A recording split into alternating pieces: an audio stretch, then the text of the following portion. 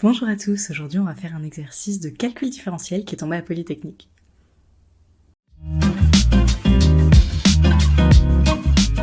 Donc voilà l'exercice ici, le but c'est de résoudre cette équation différentielle ici, donc qui est d2f sur dx2 est égal à d2f sur d2y2 où f est une fonction qui dépend de x et y de classe C2. On vous donne en plus ici une indication qui est d'utiliser le changement de variable g u de v est égal à f de u plus v, u moins v. Donc c'est plutôt sympa de la part de cet énoncé ici, on vous propose un changement de variable, donc évidemment on s'attend naturellement à l'utiliser ici. Donc allons-y, c'est la première chose à faire, on utilise le changement de variable qu'on nous propose, qui nous dit que f de xy c'est g de uv, vous voyez on est passé de xy à u et v, et en fait on fait le lien entre f et g par cette expression-ci, donc g de uv est égal à f de u plus v, virgule u moins v. Donc pour ça, il faut, en général, on exprime plutôt les anciennes variables en fonction des... Enfin non, pardon, je vous dis n'importe quoi, on exprime les nouvelles variables en fonction des anciennes, puisque c'est ça qui est plus simple à manipuler. Donc ici, ce qu'on utilise, c'est le fait que u plus v, ici, ça va vous donner du x, et u moins v, ça va vous donner du y. Donc en termes de nouvelles variables, on va avoir u qui est égal à x plus y sur 2, et v qui est égal à x moins y sur 2. Comme ça, ce sera plus simple de manipuler ça pour ensuite le réinjecter dans les équations. Donc là, ce qu'on fait, comme souvent quand on doit résoudre des équations, c'est qu'on procède par analyse-synthèse. On suppose qu'il y a une solution, on suppose qu'en plus, notre solution, elle vérifie le changement de variable qu'on nous propose, on injecte, on regarde ce que ça nous donne, et ensuite on vérifie si l'expression qu'on a à la fin, elle correspond bien, elle vérifie bien l'équation. C'est quelque chose de classique à chaque fois qu'on a des équations comme ça. Soit vous résolvez directement, c'est-à-dire que vous procédez par équivalence à chacune des étapes, soit vous raisonnez par analyse-synthèse en faisant le raisonnement que je viens de vous expliquer. Ici, on va plutôt faire de l'analyse synthèse parce que on est obligé avec cette histoire de changement de variable, etc. Donc on suppose que E, donc mon équation de base, elle admet une solution qui est de classe C2. Et donc dans ces cas-là, si cette solution f vérifie mon équation, je calcule les dérivées partielles, je regarde ce que ça me donne. Et donc pour ça, on fait notre changement de variable ici. Donc ici, j'ai précisé qu'on peut faire le changement de variable de f à g parce que le lien entre les deux, il est C1 et bijectif. C'est quelque chose qu'il faut utiliser à chaque fois qu'on veut faire un changement de variable. Voilà, il faut juste penser à le dire. En fait, c'est assez évident. Ça veut dire que si je fais ce changement de variable, je vais avoir une seule solution derrière qui va vérifier mon changement de variable et que je fais pas un changement de variable qui va me donner plein de possibilités. C'est pas le but. Donc c'est pour ça, c'est un bijectif, c'est ce qu'il faut vérifier quand j'ai un changement de variable à chaque fois. Donc je réinjecte. Donc avec ça, je calcule les dérivées partielles une par une. Je commence par calculer la dérivée partielle de f par rapport à x. Donc d rond f sur d rond x, c'est d rond g sur d rond x. Et g, on a dit qu'on passait aux variables u et v qui étaient x plus y sur 2, x moins y sur 2. Donc là, je vois que j'ai la dérivée d'une fonction composée. Et donc, je peux dériver ça comme d de g sur d de u fois d de u sur d de x plus d rond g sur d rond v sur d rond x. En fait, c'est la règle qu'on appelle la règle de la chaîne, qui est assez simple à visualiser. C'est vraiment ce truc de, je peux enlever ça, et ça me donne la même chose, si j'utilise les notations physiques avec les petits d. Donc c'est pour ça que c'est assez pratique ici. Donc on a cette expression-là qu'on va utiliser. Donc moi, j'ai l'expression de u en fonction de x. U, c'est x plus y sur 2. Vous savez, c'est pour ça qu'au début, je vous ai dit, le plus simple, c'est d'exprimer les nouvelles variables en fonction des anciennes, parce qu'en plus, ce sera plus simple de le dériver après. Et donc, j'ai l'expression de d rond u sur d rond x, qui est 1/2. De la même manière, je vais trouver que d rond v sur d rond x, c'est 1/2 aussi.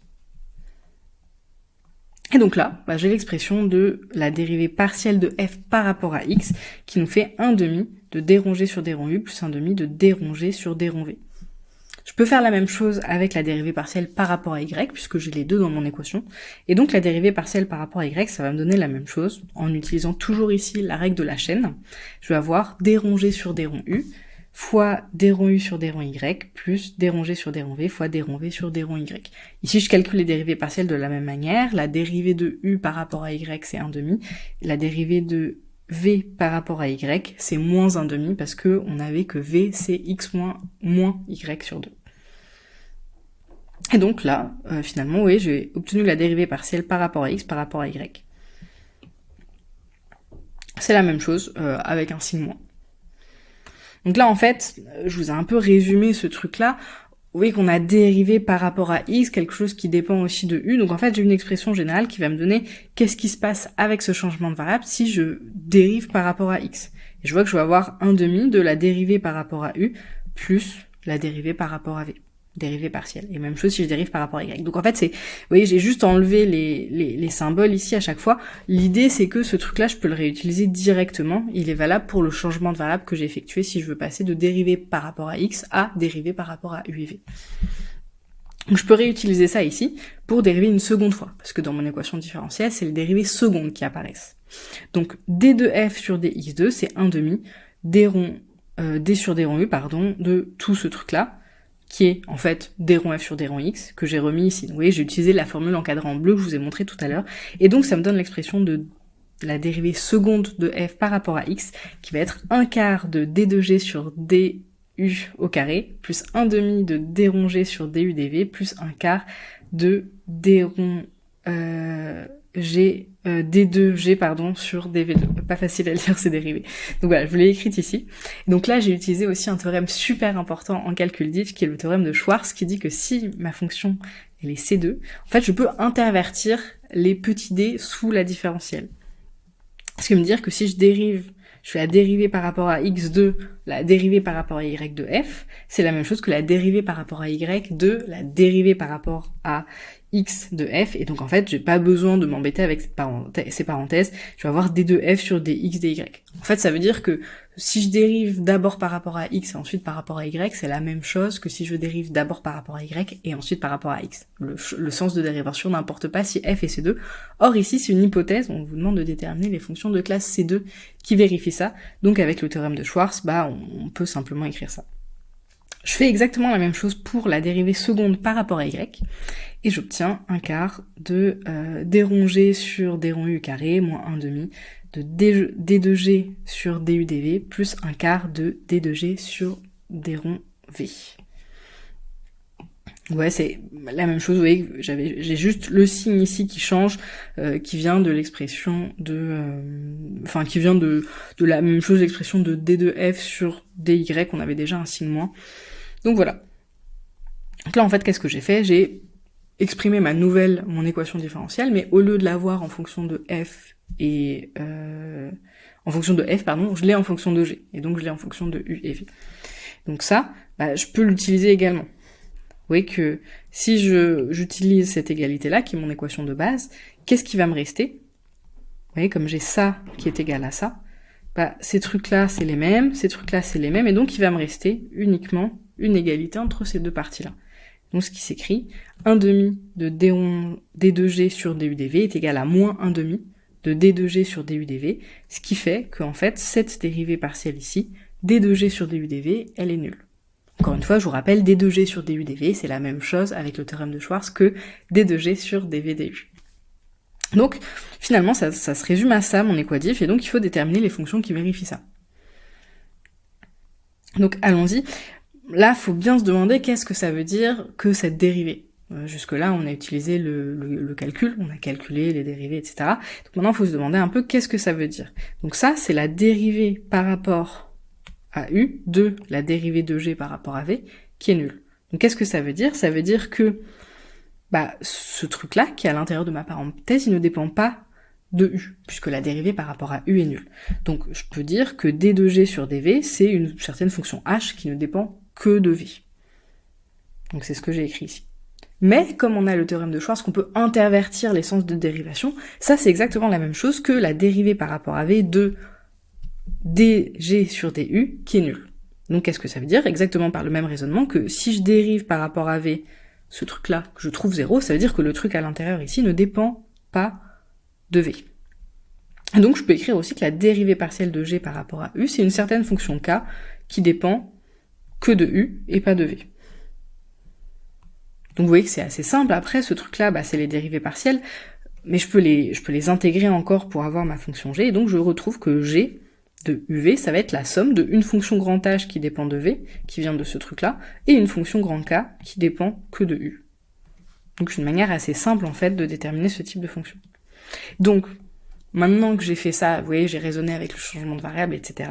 On est toujours dans la phase d'analyse, on a supposé depuis le début que f est une solution, et on a détaillé les calculs qui nous viennent à montrer que g de uv, c'est ça, mais ça, c'est en fonction de g et du changement de variable. Nous, on aimerait bien exprimer la solution en fonction de f, puisqu'au début, on a utilisé une fonction f. Donc on revient aux anciennes variables, et donc, ça nous dit que f de xy, c'est une certaine fonction h de x plus y sur 2, plus une certaine fonction grand K de x. Alors mince, là je vois que j'ai fait une erreur. Le v, c'était x moins y sur 2. Donc là, on est dans la phase analyse. On a supposé que f était une solution, on a fait un changement de variable, et on a abouti au fait que f de xy, si elle vérifiait bien cette équation, elle s'écrivait de cette forme-là. Maintenant, il faut faire la synthèse, c'est-à-dire on suppose que j'ai une fonction de cette forme-là, et on veut voir si elle vérifie bien mon équation. Donc c'est ce qu'on va faire dans une deuxième partie. Donc on suppose qu'on a une fonction qui vérifie ça, et donc on aimerait bien montrer que cette fonction-là, elle est solution de E. Donc comment on fait ? C'est assez simple, de la même manière, on va la dériver. On va la dériver 2 fois par rapport à x, 2 fois par rapport à y, et on va voir ce que ça nous donne. Donc pour la dérivation, on utilise bien la formule de dérivation des composés. Parfois vous vous trompez, vous oubliez toutes les compositions, donc c'est f rongé prime, qui est égal à g prime fois f prime rongé. En fait, l'idée c'est que il faut sortir le g prime d'ici, c'est ça que vous oubliez parfois. Et donc c'est ça qu'il faut faire ici. À chaque fois, mon g, c'est la fonction que j'ai à l'intérieur ici. Fonction qui est à l'intérieur de la composée. Donc on dérive, je dérive une fois par rapport à x, je vais avoir 1 demi, le 1 demi qui vient de la dérivée de ce qui est à l'intérieur de h' plus 1 demi de k', etc. Je dérive une seconde fois, je vais avoir un quart cette fois-ci de grand H seconde plus un quart de k seconde x moins y sur 2. Je fais exactement la même chose pour y. Je dérive une première fois, donc là j'ai un moins qui apparaît, parce que c'est la dérivée partielle par rapport à y. Donc mon g' ici, ça va être moins 1 demi, qui nous donne ça. Je dérive une seconde fois, donc j'ai un moins 1 demi qui apparaît, et donc moins 1 demi fois moins 1 demi, ça nous fait plus un quart. Donc en fait, c'est ce truc-là, vous voyez, le fait que je dérive 2 fois, du coup que j'ai le moins 1 demi, ça nous fait un plus un quart. Je vois que je retrouve exactement la même chose que d2f sur dx2. Donc c'est pour ça que, sous cette forme-là, mon équation vérifie bien, ma fonction f vérifie bien l'équation E qu'on voulait résoudre au début. Donc voilà, c'est ok pour ça. C'est pas un exercice super dur de calcul diff. Ce qui est important en calcul diff, c'est de bien utiliser les méthodes que vous avez vues en cours. La formule de la chaîne, le théorème de Schwarz, c'est important de bien les justifier. Il faut ensuite bien calculer les dérivés. Et dans ce type d'exercice, il faut bien manipuler non seulement l'analyse, mais aussi la synthèse. Donc c'est le genre d'exercice qui est pas ultra difficile, mais il faut bien suivre la méthode et bien tout justifier pour être sûr d'avoir une bonne note à l'oral. J'espère que ça vous aura été utile, n'hésitez pas à poser vos questions dans les commentaires si vous en avez. À bientôt.